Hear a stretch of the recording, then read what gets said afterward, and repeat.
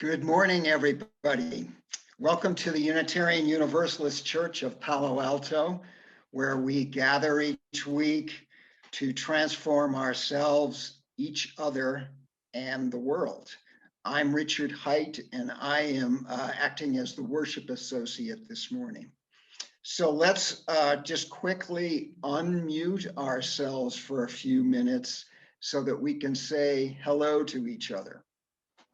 Good morning. Good morning. Good morning. Hello. Good morning. Hello. Hello. Good morning, everyone. Hi, everybody. Wonderful day. Good morning. Good morning. Hello. It's great to hear all these.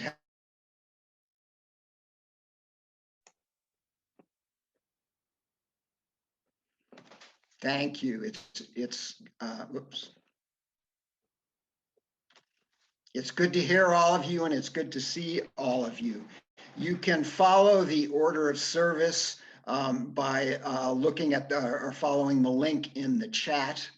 Today, we have a special service that comes from Side with Love, which is the Unitarian Universalists Association public advocacy campaign seeking to harness the power of love to stop oppression. And we'll be hearing from various people in the UUA and several members of UU congregations around the country. Love, as you know, comes in many forms. So I'm going to give you a quick update on our pledge drive, which is off to a really good start. As of last Wednesday, we had received 39 pledges, and the total amount that had been pledged was $173,000 plus. And I'm sure that by today, Sunday, that amount has grown higher. On your screen, you can see our lovely UUCPA garden photo, which has a flower for each pledger or pledging unit. We know that this garden of ours is going to be overrun with flowers very soon as our pledge drive continues. So thank you to everyone who has already sent in their pledge. All of you get the UUCPA Good Citizen Award. Okay, you don't really get the Good Citizen Award, but remember, every pledge that we receive helps us to emerge stronger together from a difficult year. I want to, in the context of the pledge drive, acknowledge John Pierce, who generates an update on Canvas status every week for the Stewardship Committee and for the congregation. And so he lets us know exactly where we stand. John has been doing this service for us for several years now. And based on what John tells us, we on the Stewardship Committee will be updating the congregation weekly. Many of you by now have received emails and possibly telephone calls from various people in the congregation, including me, inviting you to participate in a Canvas group. Now realize there's no obligation to participate in one of these groups, but I encourage you to think of this as an opportunity to connect with a small group of people. The group leaders at these meetings will, of course, answer any questions you might have about the pledge process, but the goal of these meetings is really, it's to say hi to each other and to share with each other and talk about the activities and experiences in the church that are important to us. And I want to emphasize, I said this 2 weeks ago, that in the small group meetings, you will not be asked to make a pledge. So please don't let that deter you from participating in one of these groups. They can be fun and enlightening, and I think you might find that you will enjoy them. Later in the service, we're going to hear a testimonial from an active member of our congregation, Linda Henigin, who will tell you and us why UUCPA is important to her. So thanks in advance to Linda, and thanks to all of you at UUCPA. And now let's begin our service.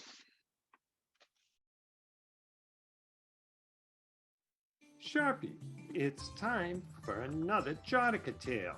Yes, one of those old stories from India about the Buddha and his followers.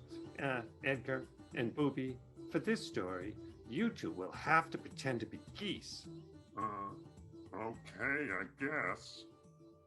Once the two chief followers of the Buddha went to stay with a man named Kokalika. Because they were famous, they made Kokalika promise not to tell anyone that they were staying with him. But Kokalika told people anyway, and it led to all kinds of problems. So the Buddha told this story. Once upon a time, there was a turtle who lived in a pond. During the summer, two geese made friends with the turtle. We have a beautiful home far away. We start migrating back tomorrow. It's a long but pleasant journey. Want to join us? But that's impossible. I don't have any wings, and I walk really slowly. We have a plan. But you'll have to promise to keep your mouth shut and say nothing to anyone. I really want to go with you, so I'll promise to keep my mouth shut. The next day, the geese brought a stick, and they held the ends of the stick in their beaks.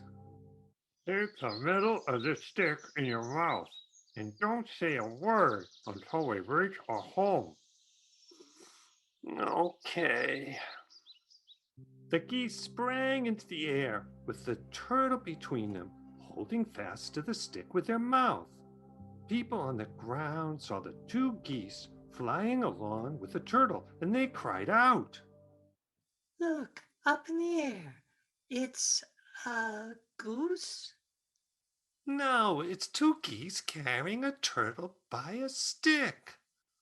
How very silly looking that turtle is. The turtle looked down so that he could say, well, and if my friends carry me, what business is that of yours? But in order to speak, he had to open his mouth, and he fell down to earth, badly bruised. Oh, why did I have to go and open my mouth?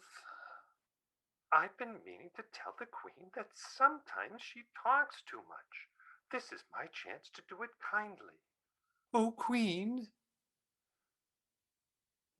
they that talk too much and set no limit on their speaking will always come to a misfortune like this. Sometimes I like to talk a lot. That story makes me think that maybe I should think before I talk. Actually, I didn't like that story much. I liked the way the wise advisor to the queen was able to use the example of the turtle to tell the queen something she didn't want to hear.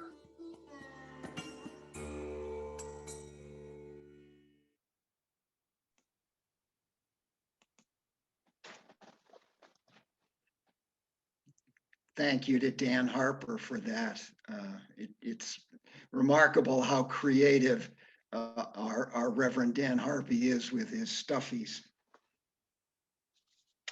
And now, as a part of the Free Church tradition, we accept no money from any governmental body, and we receive no money from any ecclesiastical authority. And we do this in order that we remain free to govern ourselves.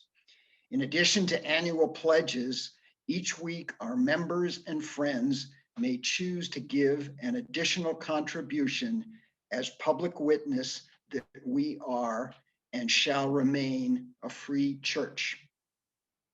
With our offering, we also assert that we are part of the interdependent web of existence. 1 week each month, your gifts go to our chosen community organization.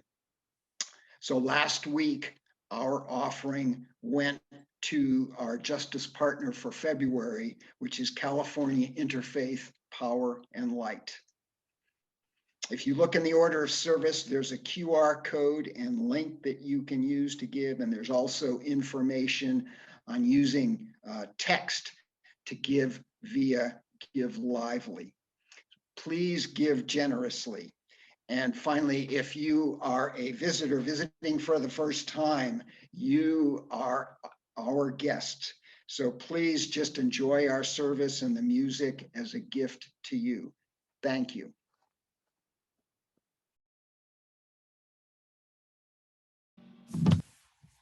What does UUCPA mean to me? It means home. UUCPA is my spiritual and emotional home, and it's where I can live out my values. I've always been spiritual. Growing up, I went to both my dad's Catholic church and my mom's Congregationalist church. I was the most church teenager I knew. But in both of those religions, I had to recite words in public that I did not believe. So I drifted away from them both. Later on, when I had my first child, I wanted a spiritual place that shared my values in which to raise my son. I found the Unitarian Universalist Congregation of Montclair, New Jersey, where we lived at the time, and I knew I had found my new home. When we moved to the Bay Area 10 years and almost 2 months ago, we came to UUCPA the very first weekend after we arrived, and our family has been here ever since. Growing up, I only had my own small nuclear family with whom to share my emotions. I've never lived near my extended family. UUCPA is my family with whom I celebrate life and share joy. It's also where I come to grieve, as when my own father passed away, and then more recently, his last living sister and one of his 2 brothers. I also grieve for members of this community whose life journeys I have shared, even just a little. I live out my values here by receiving and giving my support. When my younger son was born 3 months early, church members brought us meals and kept us in their minds and hearts. I also get the chance to offer support, like cooking for baby cafes, Hotel de Zinc, and now Heart and Home. I also get to actively live out my belief in social justice through UU the Vote. During COVID times, UUCPA has been even more important to me. I rarely miss a Sunday service.